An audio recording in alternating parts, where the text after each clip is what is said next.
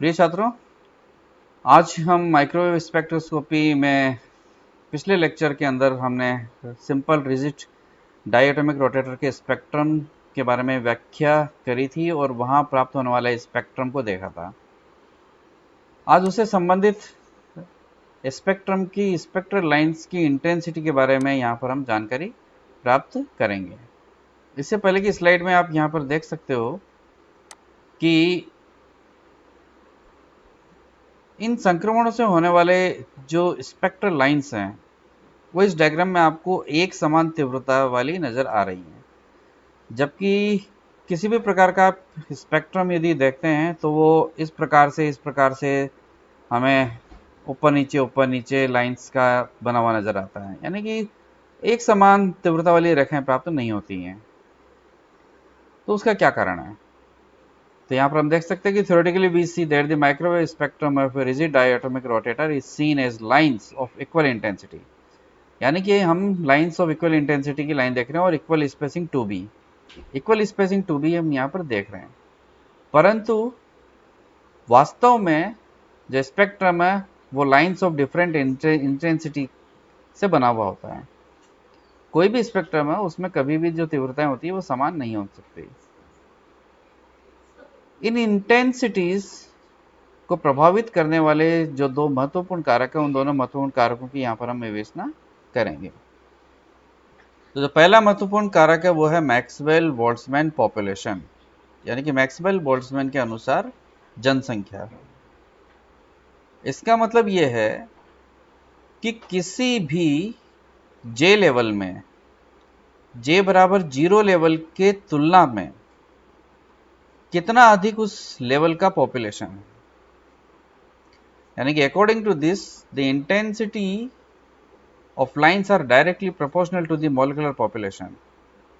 अर्थात जितना अधिक किसी लेवल का पॉपुलेशन इस जे लेवल के कंपैरिजन में होगा उतना ही अधिक उस संक्रमण की तीव्रता होगी।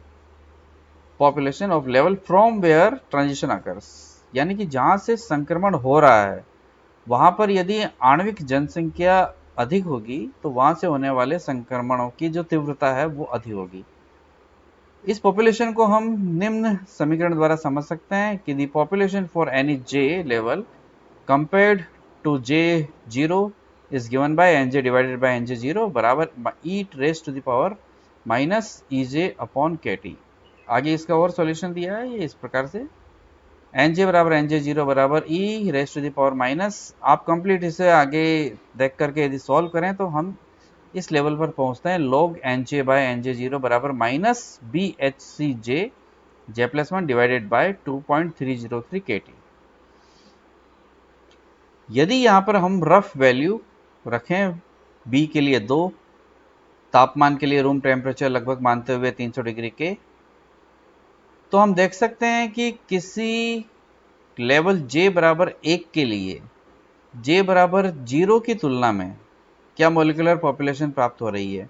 यहां पर आप सारी वैल्यू जब रख देंगे, एच प्लांक नियतांक, बी बराबर 2, सी प्रकाश का वेग, जे आपने यहां पर 1 रख दिया, इसी प्रकार से के रख दिया और तापमान रख दिया, तो हम देखते हैं कि जे बराबर 0 के कंपैरिजन में जे बराबर 1 लेवल में जो मॉलिक्यूलर पॉपुलेशन है वो 0.98 है। इसे और प्रैक्टिकली हम ऐसे समझ सकते हैं कि यदि जे बराबर 0 लेवल में 100 अणु यदि हैं तो जे बराबर 1 लेवल में 98 मॉलिक्यूल हैं। तो इसका मतलब जैसे जैसे हम जे बराबर 1, 2, 3, 4, 5 यानी कि अपर लेवल की ओर चलते चले जाएंगे तो हम ये देखेंगे कि जो मॉलिक्यूलर पॉपुलेशन है वो कम होती चली जाती है और इंटेंसिटी जो है वो मॉलिक्यूलर पॉपुलेशन के सीधे सीधे समानुपाती होती है। तो जैसे जैसे हम हायर जे वैल्यू की ओर जाएंगे मॉलिक्यूलर पॉपुलेशन डिक्रीज होती चली जाएगी, तो इंटेंसिटी जो है वो स्पेक्ट्रल लाइन की वो भी घटती चली जाएगी। सेकंड फैक्टर जो है हमारा इंटेंसिटी को गवर्न करने वाला वो है डीजेनरेसी, यानी कि अपभ्रंशता।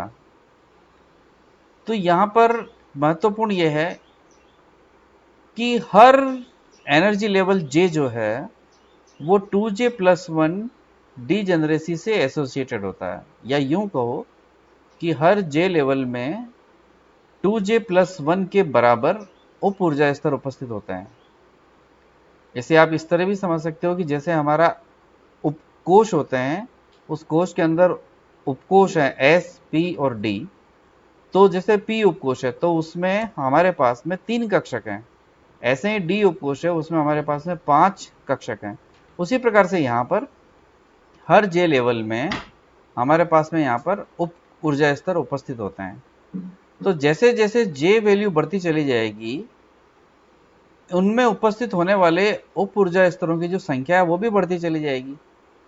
तो यदि हम देखें यहाँ पर पहले लेवल J बराबर 0 के लिए यदि एक ही उप ऊर्जा स्तर है तो J बराबर 1 के लिए 3 है, तो J बराबर 2 के लिए 5 है। अर्थात डीजेनरेसी, या यूं कहें कि डीजेनरेट लेवल जैसे जैसे हम J बराबर 0 से ऊपर की ओर जाएंगे तो बढ़ती चली जाएगी। This degeneracy increases from lower J value to higher J value. क्योंकि इंटेंसिटी डायरेक्टली प्रोपोर्शनल है डीजेनरेसी के, इसे हम इस प्रकार भी समझ सकते हैं कि यदि J बराबर 0 से 1 में यदि संक्रमण हो रहा है तो अणु यदि J बराबर 0 में यदि था, यानी कि एक मकान में था, तो वहां से ऊपर यदि वो जाता है तो वहां उसे रहने के लिए 3 मकान की संभावना है। लेकिन यदि वो J बराबर 1 में है, यानी कि 3 में से किसी एक मकान में यदि रह रहा है, तो अब यदि वो J बराबर 2 में यदि जाता है तो उसे वहां पर अब 5 मकान में रहने की संभावना मिल रही है। तो यानी कि जो प्रोबेबिलिटी है वो इंक्रीज होती चली जाती है, और जो इंटेंसिटी है वो उसके लिए प्रोबेबिलिटी वर्ड बिल्कुल फिट बैठता है यहाँ पर कि as much as the probability is greater the intensity will be greater. अर्थात जितना अधिक संक्रमण की प्रायिकता होगी, ट्रांजिशन प्रोबेबिलिटी होगी, तीव्रता है वो उतनी ही अधिक होगी। तो डीजेनरेसी के आधार पर हम ये देखते हैं कि लोअर J लेवल से अपर J लेवल की ओर जाने पर तीव्रता बढ़ती चली जाती है। यानी कि पहला फैक्टर तो काम करता है लोअर J से अपर J में रिवर्स डायरेक्शन में, तो दूसरा फैक्टर काम करता है लोअर J से अपर डायरेक्शन में हायर डायरेक्शन में। तो ये जो दोनों फैक्टर है आपस में वो एक दूसरे में आपस में इंटरेक्ट होकर के और एक दूसरे को कंपनसेट करके हमें इस प्रकार की तीव्रता आरेख देते हैं कि लोअर J वैल्यूज और हायर J वैल्यूज से होने वाले संक्रमण की तीव्रताएं कम और मध्य के J वैल्यूज से होने वाले संक्रमण की तीव्रताएं अधिक प्राप्त होती है। आप यहां पर देख सकते हैं कि दोनों जो फैक्टर है वो दोनों फैक्टर इस इंटेंसिटी से समानुपातिक रूप से इस प्रकार से संबंध है कि जो पॉपुलेशन यानी कि इंटेंसिटी वो डायरेक्टली प्रोपोर्शनल है हमारे इस मॉलिक्यूलर पॉपुलेशन और डीजेनरेसी के। These two factors interact and coordinates themselves so is that the intensity is lower for some lower J and lower for some higher J value, and the intensity is in between increases। इसे हम इस चित्र के द्वारा समझ सकते हैं। महत्वपूर्ण यह है तो कि वो कौन सा J लेवल है जहां पर की इंटेंसिटी अधिकतम होगी। तो इसे यहाँ पर मैथमेटिकली फॉर्मुलेशंस आपको यहाँ पर नेक्स्ट स्लाइड के अंदर यहाँ पर मिल जाएगा। जो इंटरेस्टेड स्टूडेंट्स हैं वो इस स्लाइड्स को यहाँ पर मैं PDF फॉर्मेट में अवेलेबल करा दूंगा, वो देख सकते हैं।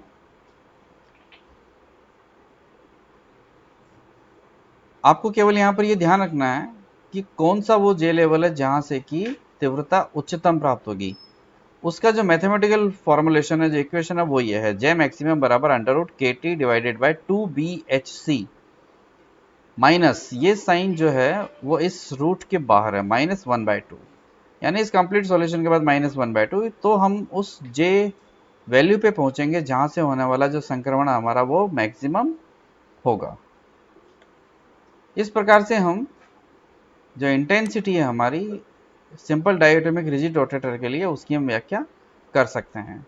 ये हमारा मैथमेटिकल फॉर्मुलेशन है कि किस प्रकार से हम इस J मैक्सिमम की वैल्यू पे पहुंच सकते हैं। ये PDF फॉर्मेट में आपको अवेलेबल हो जाएगा। नेक्स्ट लेक्चर में हम बात करेंगे रिजिड रोटेटर से हट करके नॉन रिजिड रोटेटर के लिए। Thank you.